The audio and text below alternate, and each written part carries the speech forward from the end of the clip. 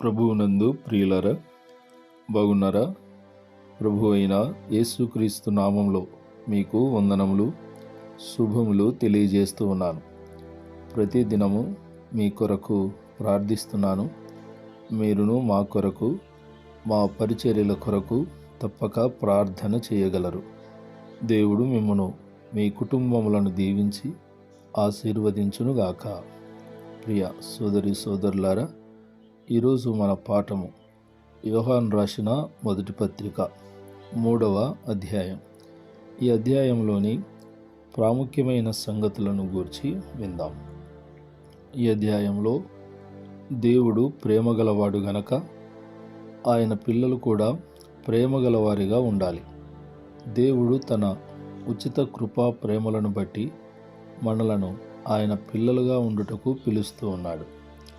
అట్టి ప్రేమను మనము ఇతరుల ఎడల చూపగలగాలి. మన ప్రవర్తన ప్రేమాయుతమై ఉండాలి. దేవుని ప్రత్యక్షత కొరకు ఎదురు చూచుచు మనము ఆయన ప్రేమయందు నిలిచి ఉండాలి. పవిత్ర ప్రవర్తన కలిగి ఉండాలి. దేవుడు పవిత్రుడు గనక ఆయనతో సహవాసం గల వ్యక్తి తప్పక పవిత్రుడై ఉండాలి. పవిత్రత లేకుండా పరిశుద్ధుడైన దేవునితో సహవాసము సాధ్యం కాదు. దేవునితో సహవాసం గలవారు పాపరహితులుగా జీవించుటకు ప్రయత్నించాలి. ఆయన నీతిమంతుడు గనక నీతి ప్రవర్తన గలవారమై ఉండాలి. ఈ వాక్య భాగంలో యోహాను పాపమును గూర్చి అనేక విషయాలు తెలియజేశాడు. 1. పాపం అంటే ఆజ్ఞాతిక్రమమే అని నిర్వచించాడు. పాపము చేయు ప్రతివాడు ఆజ్ఞను అతిక్రమించును. క్రీస్తు పాపరహితుడు. పాపములు తీసివేయుటకే ఆయన వచ్చాడు. ఆయన శిలువ మరణము ద్వారా మనలను పాపము నుండి విడిపించాడు. మరలా పాపం చేస్తే క్రీస్తు చేసిన పనిని నిరర్ధకం చేసిన వారమగుదుము. క్రీస్తునందు నిలిచి ఉండువాడు పాపము చేయడు. క్రీస్తులో నిలిచి ఉండకపోవుట వలననే పాపము చేయి తొందర కలుగుతుంది. ఎవని వద్ద నుండి పాపము చేయుటకు శోధన కలుగునో వివరించాడు. అపవాది విశ్వాసులను మోసపరుస్తాడు.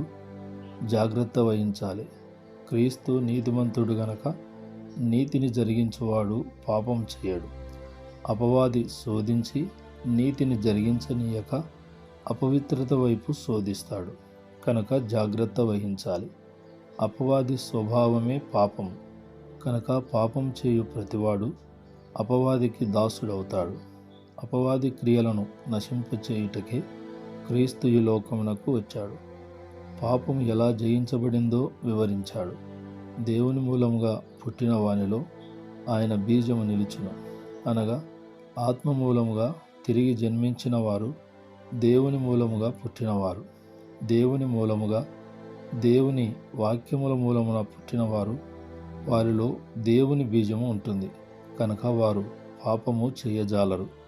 వాక్యము అనే బీజము మన జీవితములలో హృదయంలో ఉంటే పాపము చేయనీయదు. దేవుని ఆత్మ మన హృదయాలలో ఉంటే పాపము చేయనీయదు. దేవుడు అనుగ్రహించిన మనస్సాక్షి మలినపరచబడకుండా మసకబారకుండా ఉంటే అది పాపము చేయనీయదు. నీతిని జరిగింపని వారు, సహోదరుని ప్రేమింపని వారు దేవుని సంబంధులు కారు. నీతి ప్రేమలు దేవుని సౌశీల్య లక్షణములు. మనము ప్రేమ కలిగిన పాఠముగా ఇతరులను ప్రేమించుట కొరకే పిలువబడ్డాము. కయ్యూను వలె ద్వేషించుటకు, హత్యలు చేయుటకు మనము పిలువబడలేదు. ప్రియులారా, అంతేకాకుండా క్రైస్తవ విశ్వాసులు ప్రేమపూర్వక సంబంధములు కలిగి ఉండవలనని, అది క్రియాత్మకముగా వ్యక్తపరచబడవలనని బోధిస్తున్నాడు. క్రీస్తును అంగీకరించిన ప్రతి వ్యక్తి వారి బాధ్యత క్రీస్తు మనలను ప్రేమించినట్లు మనమును ఇతరులను ప్రేమించటమే. ప్రేమయందు నిలిచియుండుట ద్వారానే క్రీస్తునందు నిలిచి ఉన్నామని తెలుస్తుంది. క్రీస్తును బట్టి లోకము క్రైస్తవులను ద్వేషిస్తుంది. సహోదరులను ప్రేమించుట మరణములో నుండి జీవములోనికి దాటి ఉన్నామనుటకు నిదర్శనం.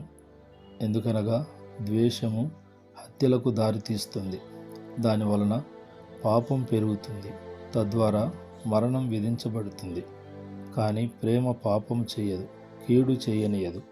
కనుక సహోదరులను ప్రేమించువారు మరణంలో నుండి జీవంలోనికి దాటినట్లే. ప్రేమ లేనివాడు పాపం వలన మరణములో నిలిచి ఉండును.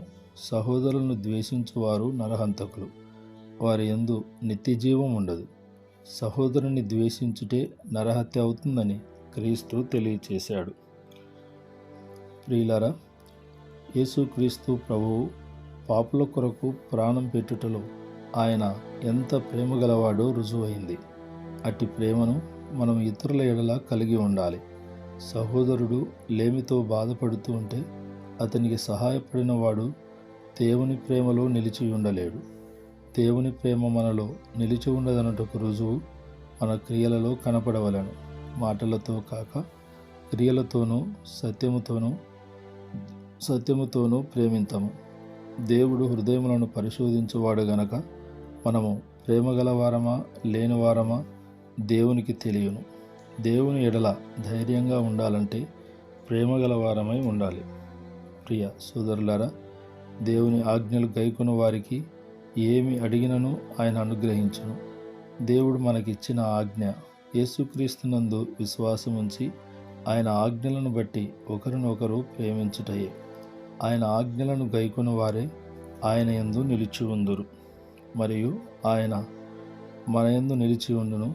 యేసుక్రీస్తు బోధల సారాంశాన్ని యోహాను ఇక్కడ ప్రస్తావించి క్రీస్తు ప్రేమ కలిగి ఉన్నట్లు విశ్వాసులను ప్రేమ కలిగి ఉండవలనని హెచ్చరిక చేస్తూ ఉన్నాడు. ప్రియ సోదరులారా, మరికొన్ని సంగతులు రేపటి పాఠంలో విందాం. ప్రార్థన. జీవం గల పరిశుద్ధుడైన మా ప్రభువా, మీ ఘనమైన శ్రేష్టమైన ఉన్నతమైన నామమును బట్టి ప్రభువా ఈ సన్నిధిలో స్తుతించి ఘనపరుస్తూ ఉన్నాం. ప్రతిదినము శ్రద్ధగా ఈ మాటలు వింటున్న మా ప్రియ బిడ్డలను, వారి కుటుంబములను దీవించి ఆశీర్వదించమని ప్రార్థిస్తున్నాను. చెప్పుకోలేని సమస్యలతో బాధలతో బలహీనపరచబడుతున్న వారిని జ్ఞాపకం చేసుకొని వారి సమస్యల నుంచి విడుదల కలిగించమని ప్రార్థిస్తున్నాను. వివాహ వయసుకు వచ్చిన వారికి వివాహ కార్యములు జరుగుటకు కృప చూపమని యేసు నామములో ప్రార్థిస్తున్నాము తండ్రి. Amen, amen, amen.